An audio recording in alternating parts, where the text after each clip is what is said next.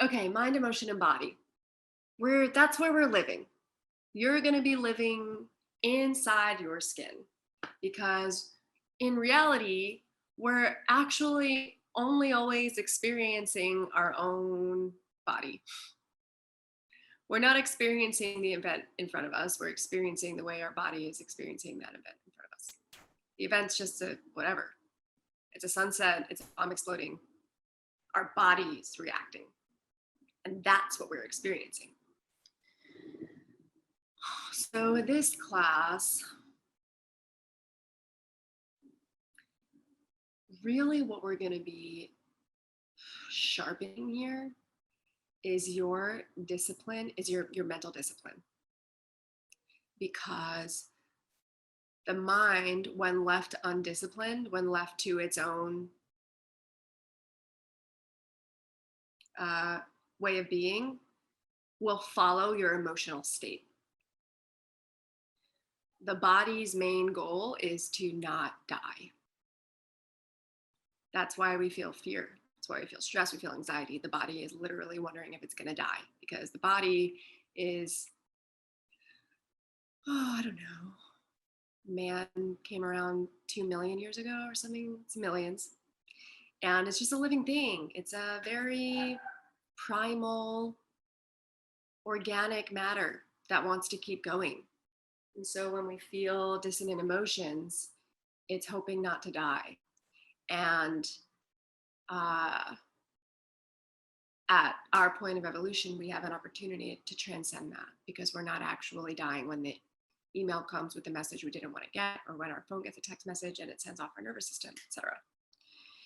And we can interrupt this with the mind, and we can interrupt it with the body. And that's really what human potential is redirecting that emotional experience to be the one of our choosing, the one more in the land of pleasure and accessing and receiving a desired state. So sharpening our mental discipline will be something we practice every week. This is important because if we let the mind follow emotions, we are in for a ride.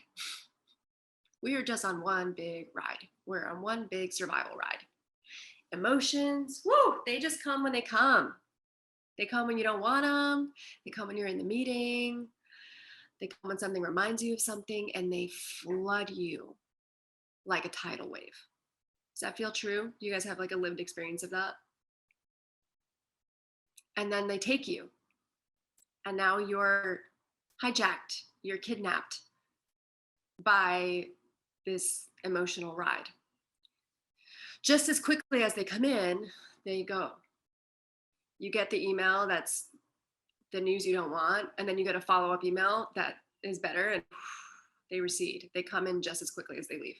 I think of emotions a lot like I think of my body like a chameleon. Like 1 second, I'm so happy. Then another second, I'm frustrated. And then I'm happy again. And then I'm elated. And then I'm angry. And then I'm curious. And it's like, holy shit. You can be in 1,000 different states in a day. And I think of it like a chameleon because it's like 1 second I'm magenta, and then I'm orange, and now I'm yellow, and then I'm darker yellow, and then I'm green, and then I'm magenta. And it's like, it's just, it's fascinating, really. So in this analogy, what's really nice about the chameleon analogy is that you can relate to it like animal, like we're animals. And our superpower is, well, 1, being able to vision a future and create it, but 2, being able to discipline that animal, being able to direct it. So the mind is, the mental capacity is the director of your ship, of the train, of the experience. The body might ping you with an emotion, and then the mind can redirect. The mind can help those floodwaters receive and take you in the direction that's actually useful, that you actually want to be experiencing. This is not to say that we don't like emotions. We greatly benefit from them. They are fuel. When we have an emotional experience, let's say a really happy one, you have like more energy. Like, let's go. I'm excited. What are we gonna wear? What's it gonna be like at the party? Like this whole body thing that I'm doing is emotion. You can use it. You can use it to create. You can use it to invest in the future that you want. It's like currency.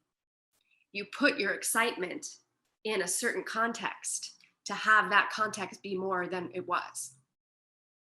Does that make sense? So like emotions are precious.